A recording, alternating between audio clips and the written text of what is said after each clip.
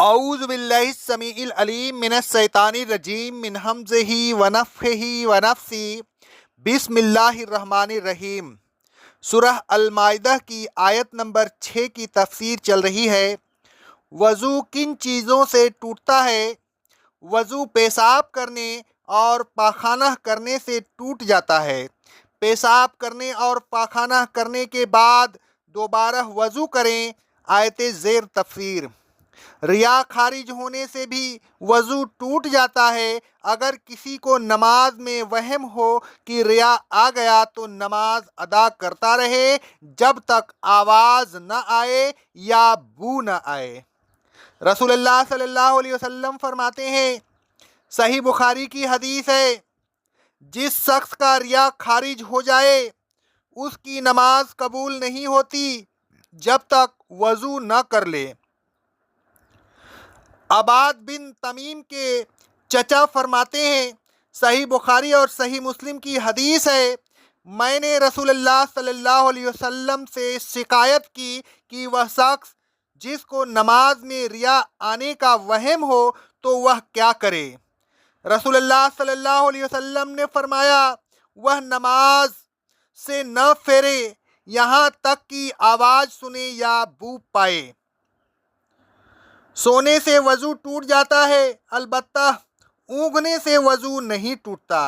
رسول اللہ صلی اللہ علیہ وسلم فرماتے ہیں، صحیح بخاری کی حدیث ہے، جب تم میں سے کوئی نماز میں اونگھے تو اسے چاہیے کہ سو جائے یہاں تک کہ اسے معلوم ہو کہ وہ کیا پڑھ رہا ہے۔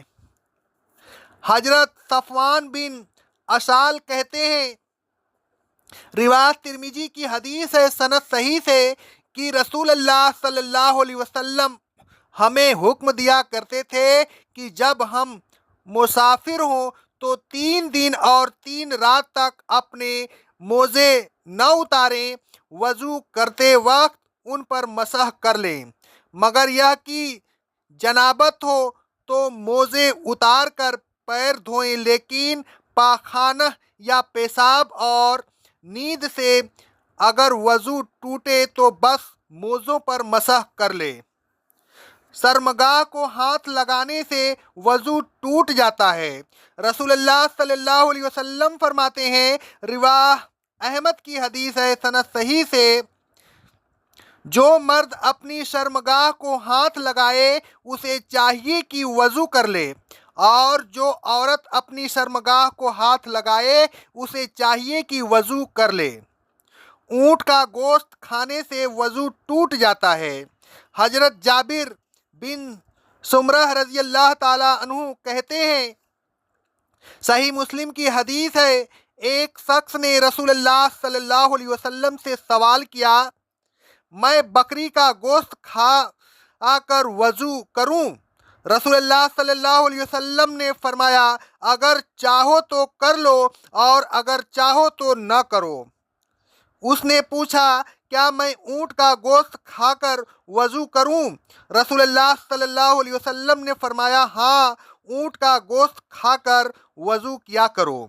مزی کے خارج ہونے سے وضو ٹوٹ جاتا ہے۔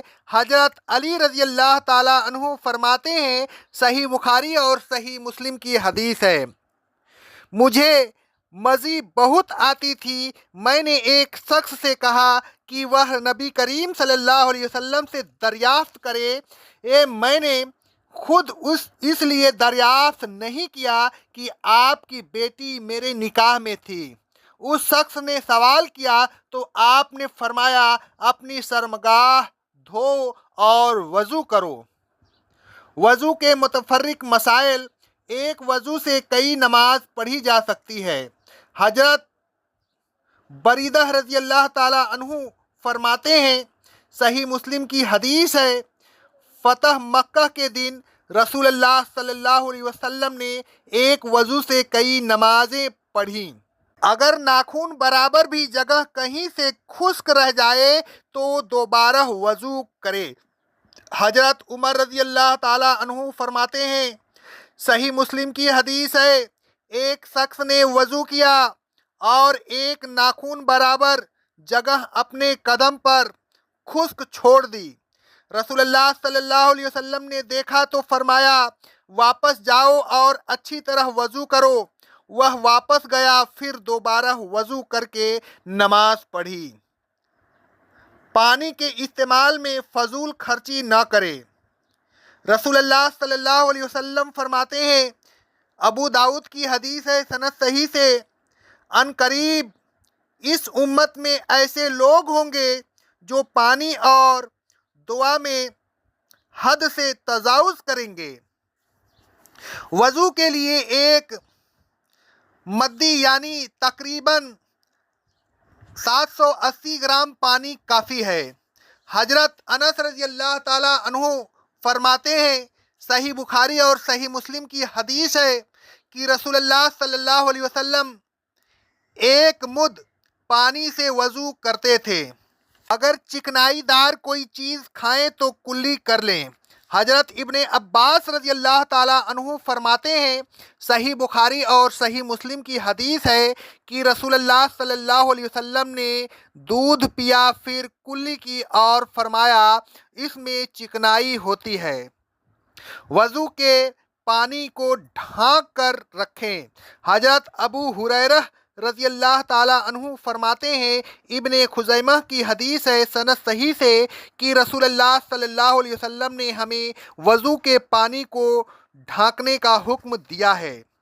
جب صبح کو سو کر اٹھے تو وضو کے برتن میں ہاتھ ڈالنے سے پہلے ہاتھ کو 3 مرتبہ دھوئیں۔ رسول اللہ صلی اللہ علیہ وسلم فرماتے ہیں، صحیح بخاری اور صحیح مسلم کی حدیث ہے، جب تم میں سے کوئی اپنی نیند سے جاگے تو اپنے ہاتھ کو وضو کے پانی میں ڈالنے سے پہلے 3 مرتبہ دھوئے، اس لیے کہ تم میں سے کسی کو نہیں معلوم کہ اس کے ہاتھ نے رات کہاں گزاری ہے۔ اقول قولی ھذا استغفر اللہ استغفر اللہ استغفر اللہ۔